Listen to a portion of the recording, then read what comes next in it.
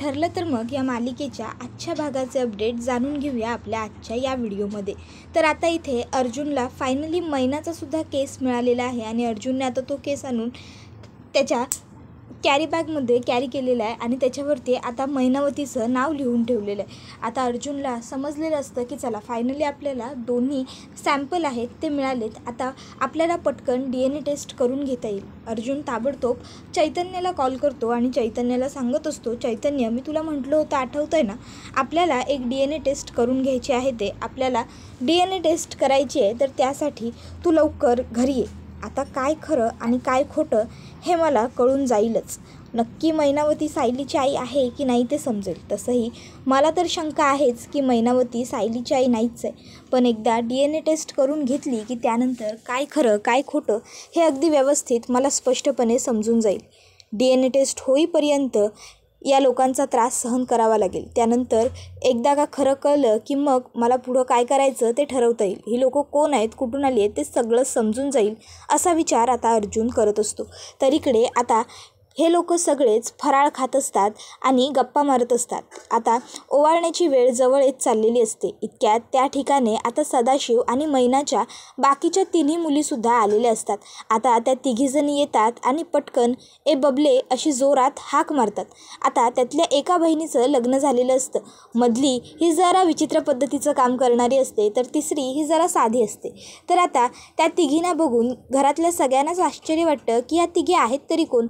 आता लगेच पूर्णाजी विचारते, कल्पना ह्या तिघी कोण आहेत ग? त्याबरोबर आता त्या तिघीजणी बबले अशी हाक मारत धावत प्रियाकडे जातात आणि आता त्या प्रियाला जवळ करतात। बबले लहान असताना हरवलीस, ती आत्ता सापडलीस, एवढे दिवस कुठे राहिलीस, कशी राहिलीस वगैरे आता त्या सगळ्या बोलत असतात। आता या अशा पद्धतीने ती जी काही समोर आलेली असते त्यामुळे सगळ्यांनाच म्हणजे कळत नसतं की काय करायचं, कसं रिॲक्ट व्हायचं। तर इकडे मैना आणि सदाशिव या दोघांना मात्र कपाळावर हात मारण्याची वेळ आलेली असते त्यांच्या मुलींची ही परिस्थिती बघून। त्याबरोबर आता पूर्णाजीला सुद्धा जरा आश्चर्य वाटतं, कारण त्या तिघीही सरळ जाऊन प्रियाला मिठी मारतात आणि आमची बहीण करत असतात। तर इकडे अस्मिताला मात्र ह्या गोष्टीमुळे चांगली मजा येत असते। अस्मिताला वाटत असतं की प्रियाला असंच पाहिजे।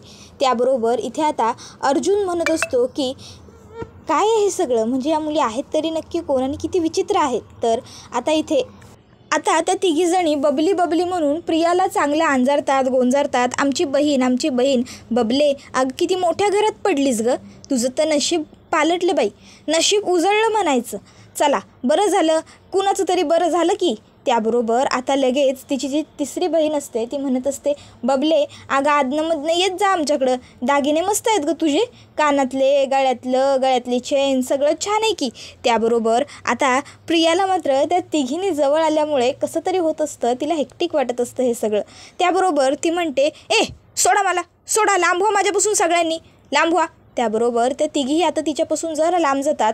तर प्रिया सायलीकडे बोट दाखवते आणि त्या तिघींना म्हणते, ती बघा ती आहे तुमची बहीण, ती आहे बबली, मी नाही आहे बबली बिबलीशी। त्याबरोबर लगेचच आता सदाशिव म्हणत असतो, अगं ए पोरीनो कधीपासून सांगतोय तुम्हाला, ती नाही आहे, ही आहे ही बबली। त्याबरोबर मग लगेचच त्या सायलीकडे येतात आणि म्हणायला लागतात, बबले अगं केवढी सुंदर आहेस तू, ये इकडे। आणि त्या तिला मध्ये घेतात तिघीजणी आणि म्हणत असतात, वा वा वा केवढी भारी तुझी साडी, किती मस्त तुझं मंगळसूत्र आणि गळ्यात चेन बी की तुझ्या पण, आईला काय कानातले तुझे, गळ्यात नेकलेस, गजरा बिजरा, केस किती मोठी आहेत तुझी, वा वा वा छान बबले किती गोड दिसतेस तू। आता त्या तिघी बबले सारखं बबले म्हणत असतात। त्याबरोबर आता लगेचच मैना त्यांना म्हणते, ए ग बसा, काय लावलंय बबले। आता तिचं नाव बबले नाही आहे, आता तिचं नाव सायली आहे, सायली म्हणा तिला। त्याबरोबर आता लगेचच सायलीची म्हणजेच खरी प्रियाची जी 2 नंबरी बहीण असते ती म्हणायला लागते, हाँ अब हमारे जैसा थोड़ी ना चलेगा इधर, अभी श्रीमंत लोगों के घर में वो वैसा ही चलेगा ना, बबली पिंकी ऐसे नाम थोड़ी चलेंगे। त्याबरोबर लगेचच आता सगळ्यांना तिच्या ह्या वाक्यावरती हसायला येतं। तर आता सायली लगेच म्हणते, मी तुम्हाला ओळख सांगते सगळ्यांची। तर आता लगेच ती म्हणते, हे माझे मिस्टर अर्जुन सुभेदार। तर लगेचच आता अर्जुन म्हणतो, हाय नमस्कार। त्याबरोबर आता लगेच ती म्हणत असते की होय काय, नमस्कार। मग लगेच सायली म्हणत असते, हे वकील आहेत पुण्यातले खूप मोठे. त्याबरोबर आता पुण्यातले खूप मोठे वकील आहेत हे असं सांगितल्याबरोबर लगेचच सायलीची जी 2 नंबरची बहीण असते ती म्हणत असते, वकील आहे का तुम्ही? बरं बरं, मग किती बिदागी मिळते तुम्हाला तुमच्या एका केससाठी? आता हा असा जो तिने प्रश्न विचारलेला असतो त्याबरोबर अर्जुनला आणि घरातल्या सगळ्यांनाच खूप मोठं आश्चर्य वाटलेलं असतं. तर सायली तर तोंडाला हातच लावते. तर लगेचच आता पूर्णाजी म्हणते, अगं सायली बसू दे त्या सगळ्यांना, बसव त्यांना, जरा काहीतरी चहापाणी बघ. त्याबरोबर आता लगेचच त्या तिघींना बसवलं जातं. तर आता सायलीची 2 नंबरी बहीण सांगते, वैसे तो मेरे चाय का टाईम नाही आहे अभी, पर चालेल द्या तुम्ही थोडी. 3 नंबरी बहीण सांगते, थोडा आला आणि वेलची घाला. आता बाप रे, ह्या तिघींची परिस्थिती बघता बघता सुभेदारांनाच आश्चर्य वाटतं की या खरंच सायलीच्या बहिणी असतील. तर आता 2 नंबरी बहीण म्हणते, आणि बाकी चांगलं आहे की सगळं बबले, मग तुझं बरं आहे, वा वा वा, आता तुझ्या घरला दिवाळी चांगली जाणार बघ आमची. असं आता तिची 2 नंबरी बहीण म्हणल्याबरोबर तिची आई लगेच म्हणते, बसा बसा, शांत बसा जरा. आता सोफ्यावर बसल्याबरोबर तिघीजणी अशा जम्पिंग जॅक करत असतात की जसं काही त्यांनी सोफा कधी याआधी पाहिलेलाच नाही, पहिल्यांदाच सोफ्यावरती बसलेले. आता लगेच त्यातली 2 नंबरी बहीण म्हणते, और ये चकना क्या कर रहे इधर, मतलब ये चकली चिवडा आणि हे सगळं कशाला हवं आहे? त्याबरोबर लगेचच आता प्रताप म्हणतो, चकना नाही आहे तो, सगळा फराळ आहे तो, लाडू चकली चिवडा करंजी शंकरपाळी सगळं आहे की त्याच्यामध्ये. आता प्रतापने सगळं आहे की त्याच्यामध्ये असं म्हटल्याबरोबर लगेचच ती म्हणते, हाँ मतलब तुम लोगों के लिए वही. त्याबरोबर लगेच कल्पना म्हणते, घेऊन ये यांच्यासाठी पण विमल फराळाचं सगळं. त्याबरोबर विमल आता त्या तिघींसाठी सुद्धा फराळ घेऊन येते. आता तिघीजणी हावरटासारखा तो फराळ घेतात आणि खायला सुरुवात करतात. आता त्यांची ही जी परिस्थिती असते ती बघून सगळ्यांना खूप म्हणजे विचित्र वाटत असतं. त्या सायलीच्या बहिणी असतील असं त्या तिघींकडेही बघून वाटत नसतं. तर इकडे प्रिया त्या तिघींकडे बघत असते आणि तिला मात्र या बहिणी आपल्या आहेत याची जाणीव असते आणि या अगदी आपल्यासारख्याच आहेत हेही तिला कळत असतं. त्याबरोबर आता लगेचच त्या म्हणायला लागतात की चला आता सायली, बरं वाटलं तुला भेटून. त्याबरोबर पुढे आता प्रिया म्हणत असते मनातल्या मनात, किती चीप क्लास लोक आहेत ही, किती घाण. त्याबरोबर पण आता तिच्या चेहऱ्यावर सुद्धा हे दिसत असतं की तिला तिच्या बहिणींची किती किळस वाटत असते, किती घाण वाटत असते ते. आता प्रिया अगदी वाईट पद्धतीने त्यांच्याकडे बघत असते, त्यांना आवडत नसतं ते सगळं. त्याबरोबर आता इथे या तिघी मात्र खाण्यामध्ये बिझी असतात. मग सायली ही आता त्या तिघींनाही घरातल्या सगळ्यांची ओळख करून देत असते. ह्या अस्मिताताई. त्याबरोबर अस्मिता म्हणते, नमस्कार, मी तिची नणंद आहे. त्याबरोबर आता सायलीची एक बहीण म्हणते, नणंद, मग तुझं लगीन बिगीन झालं नाही का, तुम्ही इथंच असता का? त्याबरोबर आता मात्र सगळेजण हसतात थोडेसे. तर अर्जुन विचार करतो, बापरे, ह्या मुली सायलीच्या बहिणी, नाही नाही नाही नाही, हे होऊच शकत नाही, काहीतरी गडबड नक्की आहे, वाटतच नाही ना या माझ्या बायकोच्या बहिणी असतील असं मला. त्याबरोबर आता इथे चैतन्य त्या ठिकाणी आलेलं असतो. आता चैतन्यसुद्धा घरात या एवढ्या बायका बघून त्यालाही जरा आश्चर्य वाटतं आणि विचित्रही. चैतन्य दरवाजातूनच म्हणतो, अर्जुन तू बोलावलं होतंस ना? त्यावर अर्जुन म्हणतो, हो आलो मी तिकडे, तू थांब तिथेच. आणि मग आता अर्जुन थेट चैतन्याला घेऊन घराच्या बाहेर येतो. चैतन्य म्हणतो, अर्जुन तू ते DNA टेस्टचं म्हणत होतास, त्याचं काय करायचं आहे? त्यावर अर्जुन सांगत असतो की हे बघ, मी मैना आणि सायली दोघींचेही सॅम्पल घेतलेले आहेत. आता आपण हे सॅम्पल देऊन बघूया लॅबमध्ये.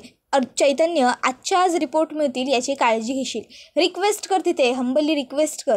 त्याबरोबर चैतन्य लगेचच ते दोन्ही सॅम्पल बघतो आणि म्हणत असतो, तू काही काळजी करू नको, काय करायचं ते सगळं आता मी बघून घेतो, तुला रिपोर्ट्स मिळून जातील. त्याबरोबर अर्जुन म्हणत असतो, मला तर 100% खात्री आहे की नक्की ही मैना सायलीची आई नाहीच आहे ते, पण एकदा का DNA टेस्ट करून घेतली की मग माझी खात्री पटेल आणि खात्री पटल्याच्यानंतर मग यांचं काय करायचं ते मी बघून घेईन. त्याबरोबर आता चैतन्य म्हणतो, आणि या घरात आलेल्या मुली या कोण आहेत रे? त्याबरोबर आता अर्जुन सांगत असतो की यांचं असं म्हणणं आहे की या तिघीही सायलीच्या बहिणी आहेत म्हणून, पण माझी खात्री आहे की या माझ्या बायकोच्या बहिणी असूच शकत नाही, या नक्कीच कोणीतरी फ्रॉड मुली आहेत ज्या आपल्याला फसवण्यासाठी इथे आलेले आहेत. चल बघून घेऊ यांचं काय करायचं ते सुद्धा, तू फक्त हे DNA रिपोर्ट्स लवकरात लवकर मला मिळतील याची काळजी घेशील काय. त्याबरोबर लगेचच चैतन्य अर्जुनला सांगतो, अर्जुन काळजी करू नको, काय करायचं ते मी बघून घेतो. आणि मग आता चैतन्य तिकडनं निघून जातो. त्याबरोबर इथे आता सायली ही पाटाभोवती छान सुंदर रांगोळी काढत असते, कारण आता भाऊबीजेच्या औक्षणाची वेळ आलेली असते. आता इथे सायलीच्या ज्या तिन्ही बहिणी आलेल्या असतात त्या पाठीमागे उभ्या राहून एकीमेकीबरोबर बोलत असतात. तर इकडे आता लगेचच पूर्णा आजी रविराज काकांना म्हणत असते, जर आजच्या दिवशी सुमन आणि नागराजसुद्धा इथे आले असते तर बरं वाटलं असतं. त्याबरोबर रविराज म्हणत असतो, पूर्णाई अहो तुम्हाला तर माहिती आहेच की नागराज हल्ली काय करतो, कोणाला भेटतो, कोणाशी बोलतो, त्याच्याबद्दल कोणाला काही कळतच नाही. काही आम्हाला हल्ली त्याचं माहीतच पडत नसतं, त्यामुळे त्याला तर यायला जमलेलं नाही आहे. त्याबरोबर मग पूर्णा आजी म्हणते, काही हरकत नाही, तुम्ही दोघंजण आलात तरीही आम्हाला आनंद झालाच की. त्याबरोबर आता लगेचच इकडे सगळेजण छान गप्पा मारायला बसलेले असताना प्रतापला जुन्या दिवसांची आठवण येते. आता प्रताप म्हणत असतो, पूर्वी जेव्हा मला ओवाळण्यासाठी इथे प्रतिमा यायची तेव्हा येताना ती तिच्या हातची घरून बनवलेली मलाई बर्फी घेऊन यायची, कारण तिला माहिती होतं मला मलाई बर्फी किती आवडते. तिने कधीच मला तबकातलं स्वीट भरवलं नाही, पण आत्ता अशी पहिली त्या दिवशीची भेट झाली आमची की ज्या दिवशी तिने मला पहिल्यांदा तबकातलं गोड भरवलं आणि मला ह्या गोष्टीमुळे खूप वाईटही वाटले. त्याबरोबर आता लगेचच अर्जुन हा प्रतापला म्हणत असतो, डॅड हळूहळू आत्याला आठवेल सगळं, तुम्ही काळजी का करताय.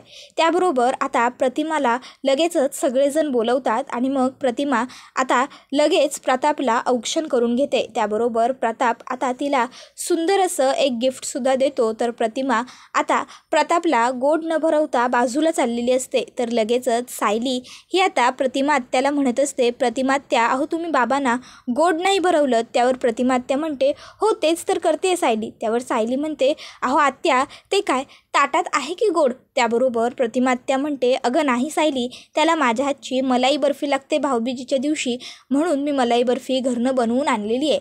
अहो तो डबा देताय का तेवढा. त्याबरोबर लगेचच आता रविराज काका प्रतिमा आत्याला तो डबा उघडून देतात आणि प्रतिमा आत्या आता गोड भरवण्यासाठी पुढे येते. आता सगळेजण प्रतिमा आत्याकडे बघतच राहिलेले असतात. तर प्रतिमा आत्या विचारायला लागते, काय झालं, म्हणजे तुम्ही सगळेजण माझ्याकडे हे असं का बघताय, माझं काही चुकलं आहे का. नाही म्हणजे. त्याबरोबर आता प्रतिमा आत्याने हे असं विचारल्यावर सगळ्यांना आनंद झालेला असतो. तर प्रतिमा आत्या म्हणते, काय झालं, बोला ना काहीतरी सगळे. मग आता लगेचच रविराज काका हे प्रतिमा आत्याला अगदी आनंदाने सांगतात, प्रतिमा अगं तुला आठवतं आहे का, तू दरवर्षी असंच गोड घेऊन यायचीस प्रतापसाठी. प्रतिमा आत्या सांगते, अहो हो मला आठवतं आहे, म्हणूनच तर मी आजही मिठाई घेऊन आली आहे ना. त्यावर मग आता हे ऐकून रविराज काका म्हणतात, अगं प्रतिमा तुला इतकी जुनी गोष्ट आठवते आणि तरीही तू ती घेऊन आली आहेस आणि तुला हे आठवतं, यातही तुला काही खास वाटत नाही आहे, कळतं आहे का तुला. त्यावर प्रतिमा आत्याच्या लक्षात येतं की याचा अर्थ तिची स्मृती परत येते. पूर्णाजी देवाकडे प्रार्थना करते की माझ्या प्रतिमाची स्मृती अशीच परत येऊ दे. तर इकडे प्रतापला तर या गोष्टीचा खूपच जास्त आनंद झालेला असतो, कौतुक वाटलेलं असतं त्याला ह्या गोष्टीचं. तर आता लगेचच इथे रविराज काका म्हणत असतात, पूर्णाजी मी तुम्हाला म्हटलं होतं ना लवकरात लवकर प्रतिमाची सगळी स्मृती परत येणार म्हणून. बघा प्रतिमाची सगळी स्मृती परत यायला सुरुवातसुद्धा झाली आहे. आता लवकरच तिला आणखीन बाकीच्या सर्व गोष्टीसुद्धा आठवतील. त्याबरोबर पूर्णाजी म्हणत असते, तुम्ही अगदी म्हणताय तसंच घडो आणि माझ्या प्रतिमेला सगळं काही आठवो, हीच फक्त माझी देवाकडे प्रार्थना आहे. देवा माझ्या लेकीला सर्व परत पूर्वीसारखं आठवू दे रे बाबा. त्याबरोबर आता इथे प्रिया मात्र घाबरलेली असते. प्रियाला वाटत असतं की हिला एकाच व्यक्तीबद्दलचं आठवतं आहे, हे नशीब जर हिला हिच्या मुलीबद्दल सगळं आठवायला लागलं आणि मग हिच्या लक्षात आलं की मी हिची मुलगी नाही आहे तर मात्र खूप मोठी गडबड होऊन जाईल आणि ते काही मला परवडणार नाही. त्याबरोबर इकडे सायलीची म्हणजेच खऱ्या प्रियाची जी 2 नंबर बहीण असते ती आता तिच्या बाकीच्या बहिणींच्या कानात कुजबुजते, मी ऐकलं होतं की या मोठ्या लोकांच्या घरातली भाऊबीज खूप मोठी असते म्हणून, पण अरे यांच्या घरात तर एका गोडावरूनच एवढा सगळा मेलोड्रामा सुरू आहे, जाऊ दे आपल्याला काय करायचं आहे असं म्हणत आता त्या तिघीही बहिणी पुन्हा गप्प बसतात. मग लगेच आता कल्पना म्हणते, आता अस्मिताला ओवाळू दे बाबा अर्जुन पहिले तुला, कारण तिचा जीव चाललेला आहे, तिला गिफ्ट मिळालं नाही तर आता तिचा श्वास अडकेल. त्याबरोबर अर्जुन आता पाटावरती बसतो. तर अस्मिता आता अर्जुनचं औक्षण करून घेते. आता औक्षण करून झाल्यावर अर्जुन म्हणतो, पेढा भरव. त्यावरती म्हणते, पहिलं गिफ्ट दे. आता अर्जुन म्हणतो नाही पहिला तू पेढा भरव. त्यावर अस्मिता म्हणते नाही नाही पहिलं गिफ्ट मग पेढा. अर्जुन म्हणतो नाही नाही पहिला पेढा मग गिफ्ट. आता पेढा मग गिफ्ट, गिफ्ट मग पेढा दोघांचं चाललेलं असतं. अर्जुन अस्मिताचं ऐकत नसतो, अस्मिता अर्जुनचंही ऐकत नसते. प्रतिमा आणि कल्पनाला मात्र ह्या गोष्टीचं आश्चर्य वाटत असतं. एवढी मोठे मोठे होऊनही हे दोघं या गोष्टीवरून वाद घालत असतात. त्याबरोबर मग पूर्णा आजी म्हणतात बरं पुरे झाला अस्मिता पोरकटपणा, चल आता पहिला तू त्याला पेढा भरव बरं. त्याबरोबर मग आता पूर्णाजीने सांगितल्यावर अस्मिताला पेढा भरवावा लागतो. अस्मिता लगेचच अर्जुनला पेढा भरवते. त्याबरोबर अर्जुन म्हणतो हे इम्पॉर्टंट घड्याळ तू मागितलं होतंस तेच आहे. त्याबरोबर अस्मिता ते घड्याळ हातामध्ये घेते आणि म्हणते वाव तू जगातला बेस्ट मामू आहेस काय. त्याबरोबर आता तू जगातला बेस्ट मामू आहेस हे ऐकल्यावर अश्विनला मात्र जरा वाईट वाटतं आणि थोडा रागही येतो. आता लगेच अर्जुन तिकडनं उठल्यावर पूर्णाजी अश्विनला म्हणते अश्विन चल आता तू ये पाटावरती बस, सायली आता तुला अस्मिता आता तुला ओवाळून घेईल. त्यावर अस्मितासुद्धा म्हणते हो ये लवकर तू अश्विन बस पाटावर. त्याबरोबर अश्विन म्हणत असतो नाही काय गरज आहे मला ओवाळण्याची, नाही म्हणजे वर्ल्ड बेस्ट मामाला तर ओवाळून झालेलं आहे ना, मग आता मला ओवाळलं काय नाही ओवाळलं काय काय फरक काय पडतो, काही गरज नाही आहे मला ओवाळून वगैरे घेण्याची, नको मला ओवाळून. एवढं आता अश्विन बोलतो आणि ताबडतोब आता तो तिकडनं उठतो. आता अश्विन हे जे काही वागत असतो ते खरं तर कोणालाच पटत नसतं. तर आता प्रताप हा अश्विनला म्हणतो अश्विन काय सुरू आहे हे सगळं, का असा वागतोयस तू, प्रत्येक छोट्या गोष्टीवरनं वाद करायला हवा का. अश्विन म्हणत असतो डॅड छोट्या छोट्या गोष्टींवरून वाद मी नाही करत आहे, तर या घरामध्ये तुम्ही सगळेजण मला आणि माझ्या बायकोला ज्याप्रमाणे वागवताय ना त्या गोष्टीमुळे मला सतत या सर्व गोष्टी बोलायला भाग पडला जातो. कळलं ना तुम्हाला, कसं असं वागवता हो तुम्ही आम्हाला, तुम्हाला काही वाटतच नाही का आमच्याबद्दल. आता खरं तर इथे अस्मिताच्या मनामध्ये अजिबातच असं काही नसतं, ती तर सहजच बोललेली असते. पण अश्विनने ही गोष्ट लाईटली घेण्याऐवजी सिरियसली घेतलेली असते आणि अश्विन आता उठून थेट तिकडनं निघून चाललेला असतो. त्याबरोबर मग मात्र आता सगळेजण सिरियस झालेले असतात, सगळेजण गप्प बसतात. तर लगेच पूर्णाजी म्हणायला लागते अश्विन पुरे झाला हा आगाऊपणा, काय सुरू आहे हे बघ, तुला ओवाळून घ्यायचं आहे नाही घ्यायचं आहे हा तुझा प्रश्न आहे, पण आजच्या दिवशी भाऊबीज या सणाचा असा अपमान करू नकोस. गुपचूप ये पाटावर बस आणि अस्मिताकडनं औक्षण करून घे. आता पूर्णाजीने असं दरडावल्यावर मग मात्र अश्विनचा नाईलाज होतो आणि अश्विनला आता अस्मिताकडून ओवाळून घ्यायला बसावं लागतं. आता अश्विन हा लगेचच ओवाळून घ्यायला बसतो, तर अस्मिता ही अगदी शांतपणेच ओवाळते अश्विनला. अश्विन लगेच त्याच्याकडचं गिफ्ट काढतो आणि ते अस्मिताच्या ताटामध्ये ठेवतो. अस्मिताही काही रिॲक्ट होत नाही, तर बाकी घरातलेही सगळे शांतच असतात. आता अश्विनचं गिफ्ट देऊन झाल्याबरोबर लगेचच आता अस्मिता त्याला पेढा भरवत असते, तर अश्विन तिच्याकडून खातसुद्धा नाही, स्वतःच्या हाताने थोडंसं तोडतो आणि खाऊन घेतो. त्यानंतर मग आता अश्विनला ओवाळण्यासाठी सायली पुढे येते. अस्मिताच्या हातातलं तबक ती आपल्या हातामध्ये घेते. त्याबरोबर अश्विन उठून तिकडनं निघून जातो. तर आता सायलीला आठवत असतं की मागे एकदा जेव्हा पहिल्यांदा तिची रक्षाबंधन होती तेव्हा तिला भाऊ नाही म्हणून ती नाराज होती. त्यावेळेस अश्विनने तिला सांगितलं होतं की आजच्यापासून तू मला राखी बांध, असं समज की हा अश्विन सुभेदार आजपासून तुझा भाऊ आहे आणि दरवर्षी तू मला ओवाळ. आता सायलीला जुने दिवस आठवायला लागतात. सायलीच्या डोळ्यात अश्रू तरळलेले असतात, पण तरीही अस्मिता तिच्या खांद्यावर हात ठेवते आणि तिला धीर देते. त्यानंतर आता इकडे चैतन्यने DNA रिपोर्ट्स आणलेले असतात. तो अर्जुनकडे येत म्हणतो अर्जुन हे बघ तू सांगितलेलं काम मी पूर्ण केलेलं आहे, DNA रिपोर्ट्स आपल्याला आजच्या आज मिळालेत. आणि मग आता लगेचच चैतन्य अर्जुनला ते रिपोर्ट्स दाखवतो. अर्जुन ते रिपोर्ट बघतो आणि अर्जुनच्या चेहऱ्यावरचा रंगच उडतो. चैतन्य अर्जुनला विचारतो अर्जुन काय झालं, काय लिहिलं आहे त्या रिपोर्टमध्ये. त्यानंतर अर्जुन सायलीकडे आलेला असतो आणि सायलीला विचारतो सायली सपोज तुझ्या जवळची एखादी व्यक्ती ती तुझी नाही आहे असं जर तुला कळलं तर तुला काय वाटेल. त्यावर सायली म्हणत असते तुम्ही असं का विचारताय, हे सगळं तुम्ही केस संबंधी बोलत नाही आहात ना, हे सगळं तुम्ही काहीतरी वेगळं बोलताय बरोबर ना. त्याबरोबर मग मात्र आता अर्जुन काही उत्तर देत नसतो. त्याबरोबर हा व्हिडिओ इथेच संपतो. व्हिडिओ आवडला तर व्हिडिओला लाईक करा, चॅनलवर नवीन असाल तर चॅनलला सबस्क्राईब करा आणि बेल आयकॉन आठवणीने प्रेस करा, जेणेकरून तुम्हाला पुढच्या प्रत्येक व्हिडिओचं नोटिफिकेशन मिळत जाईल आणि सर्व व्हिडिओंचा आनंद हा अगदी उत्तम पद्धतीने घेता येईल. चला तर मग मित्रांनो आजच्या पुरतं इथेच थांबूया. पुढचा व्हिडिओ येईपर्यंत या व्हिडिओचा छान पद्धतीने आनंद घेत राहा. टाटा बाय बाय, धन्यवाद, take care all of you.